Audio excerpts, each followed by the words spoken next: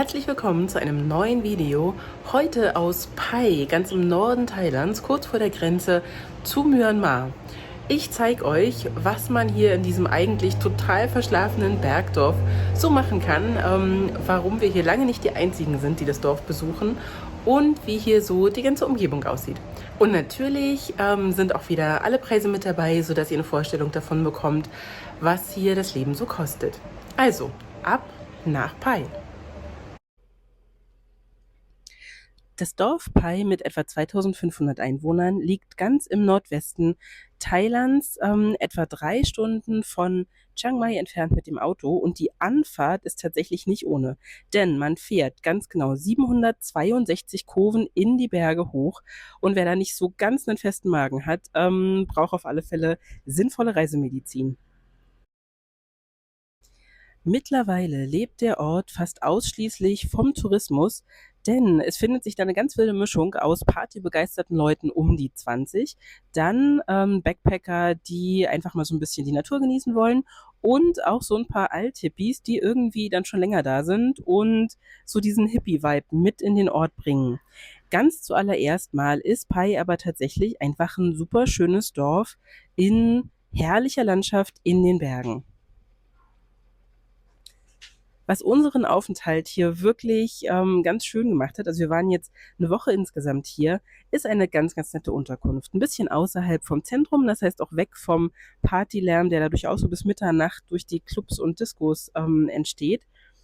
Und ja, ich zeige euch mal so ein bisschen, wie das hier aussieht. Also wir haben in einem ganz einfachen Bungalow gewohnt, ganz preisgünstig, und trotzdem aber total nett. Der Besitzer, Thor, der auch ganz häufig vor Ort war und einfach auch lebt und super toll die Handpan spielt, macht den Ort zu so einer totalen Wohlfühloase. So kann man das schon echt sagen. Also ihr seht, es ist super grün, und es gibt eine ganz, ganz tolle Sitzecke aus Bambus gebaut, auch mit einer Terrasse weiter oben. Und dann gibt es frisches Wasser, es gibt einen Kühlschrank, den jeder benutzen kann. Und wie ihr hier deutlich seht, waren da auch schon Menschen aus Freiburg und haben sich verewigt. Ja, und dann gibt es jeden Morgen frisches Obst, was hier halt gerade so Saison hat. Bananen in unterschiedlichen Größen und Litschis und Tamarinden habe ich jetzt hier auch zum ersten Mal probiert und sehr lecker gefunden. Das sind die kleinen braunen Dinger, die ihr da drin seht, die aussehen wie Erdnüsse. Ja, und dann kann man wirklich erstmal den Tag starten mit einem heißen Kaffee oder Tee und sich da so ganz nett hinsetzen.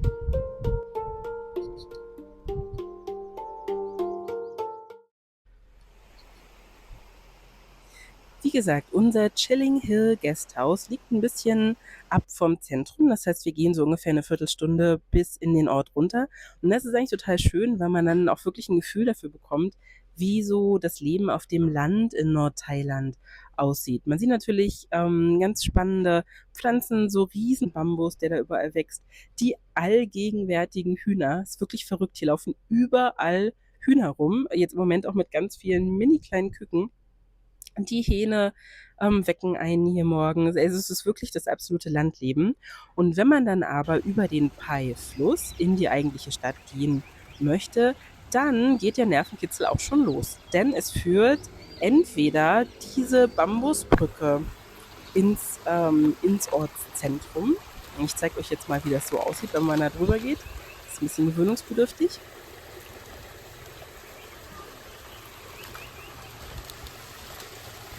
Oder wem das jetzt so zu viel Nervenkitzel ist, der kann auch noch die Bambus-Hängebrücke alternativ probieren. Also die führen beide ins Zentrum, haben beide natürlich eine total schöne Sicht, aber es ist schon auch ein ganz klein bisschen aufregend.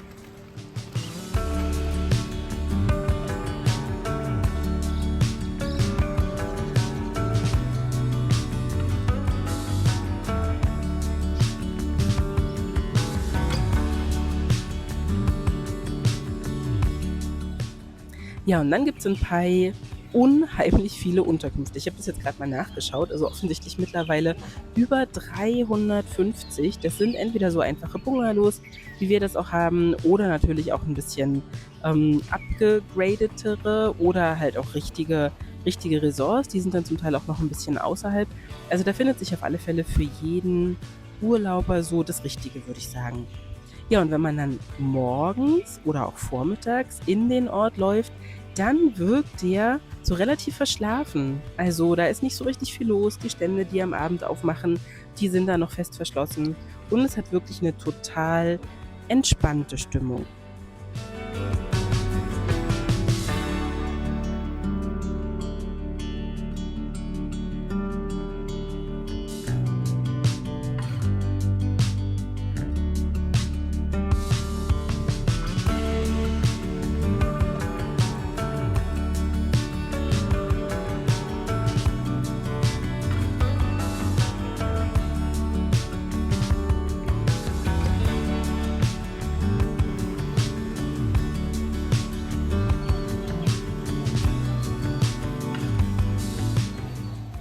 Und eine Sache, die mir an Pai ganz besonders gut gefällt, ist die lebhafte Food-Szene. Also dafür ist es auch ganz bekannt, dass man da wirklich hervorragend essen kann. Und ich schreibe euch jetzt auch mal immer mit dazu, was es so alles kostet. Es gibt so nette Cafés.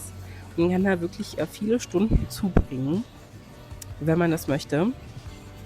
Und kann da gesunde Sachen essen. Man kann da ganz viele lokale Gerichte probieren, aber natürlich auch alle möglichen internationalen. Ja, und dann gibt es natürlich auch die entsprechenden Geschäfte, die so dazu passen, mit mehr oder weniger hippie angehauchten Sachen.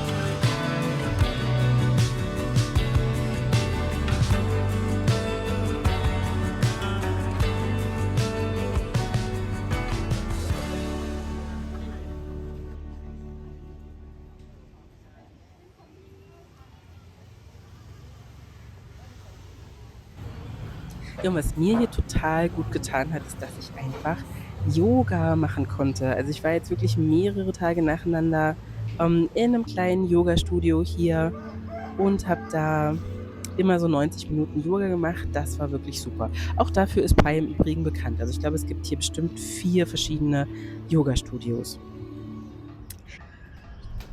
Übrigens, keine Ahnung, ob das jetzt stimmt oder nicht, aber angeblich kommen zum Teil auch Promis nach Pai und Umgebung, um hier so ein Yoga-Wellness-Retreat zu machen. Und wir haben dann irgendwann auch mal so einen ein bisschen mysteriösen schwarzen Hubschrauber überm Dorf gesehen. Vielleicht ist da ja gerade irgendjemand eingeflogen. Keine Ahnung.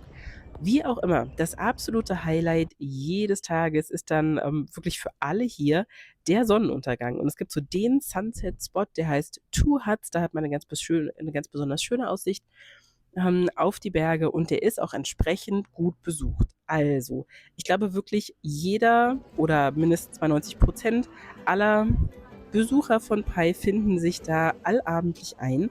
Wenn man also wirklich eine ganz besonders gute Sicht haben will, dann muss man ein bisschen rechtzeitig da sein.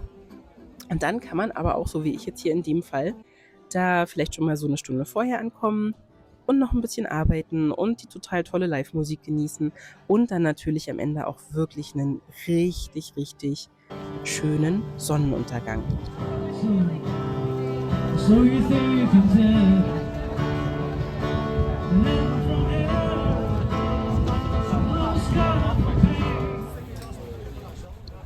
Ja, und nach Sonnenuntergang, da geht dann das Leben so richtig los, so wie das ja auch schon in Bangkok und auch in Chiang Mai gewesen ist.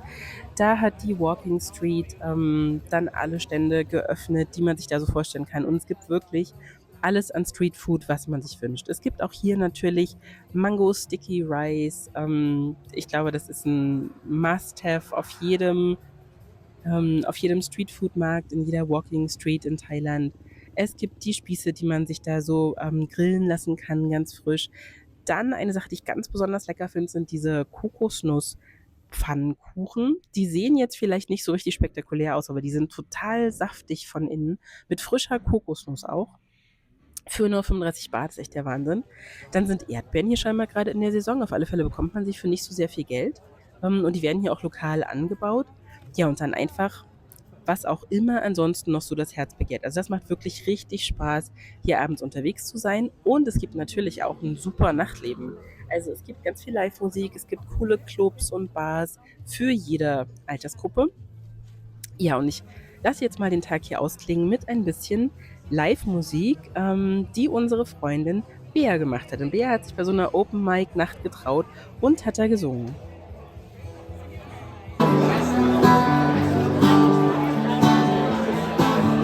I heard that your planet was me blue. I heard you had something wonderful. I heard there's no eyes no more. It's just you. I smell there's no trace of your arms. Um dann unproblematisch noch ein bisschen mehr von der Gegend zu sehen, haben wir uns entschieden, so eine Halbtagestour mit so einem Pickup mitzumachen. Die kosten auch nicht allzu viel, das seht ihr hier. Und sind dann erstmal zum White Buddha gefahren. Das ist ein bekannter Aussichtspunkt ganz in der Nähe. Dann in ein chinesisches Dorf, das auch nicht weit entfernt ist und das ja so eine ganz besondere Atmosphäre hat. Ehrlicherweise schon, aber auch überwiegend einfach aus Geschäften besteht, in denen man dann eben chinesische Produkte kaufen kann. Also wie authentisch das jetzt so ist, weiß ich nicht, aber trotzdem gibt es ja so nette Details wie dieses Moped. Das fand ich irgendwie ganz witzig. Und wir haben dann natürlich auch mal was probiert. Wir haben da so getrocknete Früchte gekauft, die ja interessant waren. Das ist so mal mein Eindruck davon. Und dann waren wir an verschiedenen Aussichtspunkten. Wir haben uns so nette Cafés in der Gegend angeschaut. Es gibt ein I Love Pie Café, da hat man einen ganz tollen Blick und bekommt da auch wirklich richtig leckeren Kuchen und wenn man Glück hat, noch ein bisschen Gesellschaft von der Katze vor Ort. Dann sind wir zu einem der vielen Wasserfälle gefahren. Auch davon gibt es hier in der Region, ich glaube, mindestens 3 oder 4. Und jetzt im Moment natürlich ist da nicht so super viel Wasser drin, weil es einfach gerade ja die Trockenzeit ist. Aber das kann ich mir vorstellen, dass das während der Regenzeit total spektakulär ist.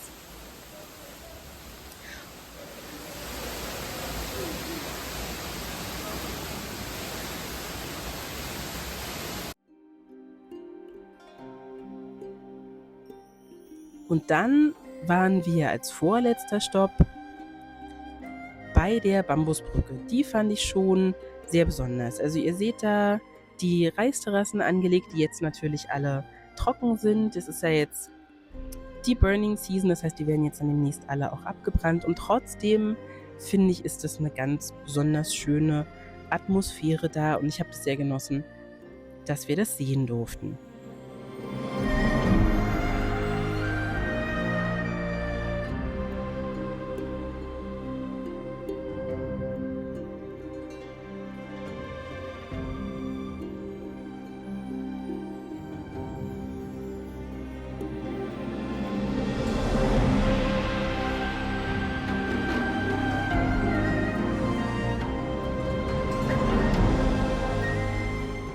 Ja, und der letzte Stopp war dann der Pie Canyon, auch das ein super beliebter Touri-Treffpunkt und trotzdem wirklich auch schön, wieder wegen des Sonnenuntergangs.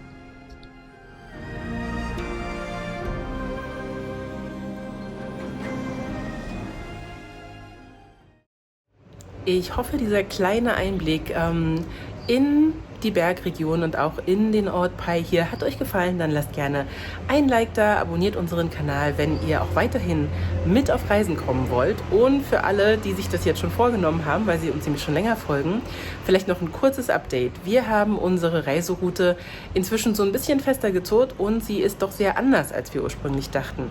Ich zeige euch das hier gleich mal auf der Karte mit eingeblendet. Wir werden wegen der Burning Season, die jetzt hier gerade beginnt und die ehrlicherweise für eine zum Teil wirklich richtig schlechte Luftqualität im gesamten Mekong-Gebiet sorgt, jetzt nicht nach Laos und Vietnam fahren, sondern wir fahren in Richtung Süden weiter. Das heißt, wir sind schon in wenigen Tagen im Westen von Thailand. Erstmal auf Koh Samui und dann wollen wir noch weiter auch auf die Andamaneninseln und dann von da aus erstmal immer weiter in den Süden, also nach Singapur und dann nach Sumatra, nach Java, nach Borneo, nach Bali zwischendurch irgendwie auch nochmal und dann in östliche Richtung weiter, also auf die Philippinen, eventuell auch nach Hongkong, eventuell sogar noch bis nach Japan und dann auf dem Rückweg, und das wird dann jetzt, Achtung, wahrscheinlich eher so im Mai, Juni sein, nach Vietnam und dann nach Laos und dann quasi über Bangkok wieder zurück nach Deutschland. So jetzt erstmal der Plan. Der ist jetzt nur für die nächsten paar Stationen schon relativ fest. Danach ist alles weiterhin flexibel und wir gucken mal, wie sich so die Situation entwickelt, was wir hier noch so für Tipps unterwegs bekommen. Aber dann wisst ihr schon mal, worauf ihr euch so freuen könnt in den nächsten Wochen. Achso, und wer das nicht weiß, ich wusste das nämlich zum Beispiel auch nicht, die Burning Season heißt einfach, dass hier die Reisfelder jetzt abgebrannt werden, bevor die dann im April wieder frisch bepflanzt werden. Und dadurch ist hier einfach so viel Rauch in der Luft. Man sieht das hier auch durchaus, ist von Tag zu Tag unterschiedlich, aber das ist schon sehr, sehr deutlich spürbar. Und das ist hier wirklich ein Thema in der ganzen Region. Also mitunter ist offensichtlich Chiang Mai und Umgebung mit der schlechtesten Luftqualität der Welt verzeichnet oder mit der zweitschlechtesten Luftqualität der Welt. Also es ist schon wirklich echt ein Faktor. Genau, so viel dazu. Jetzt aber euch eine ganz schöne Woche und bis zum nächsten Video.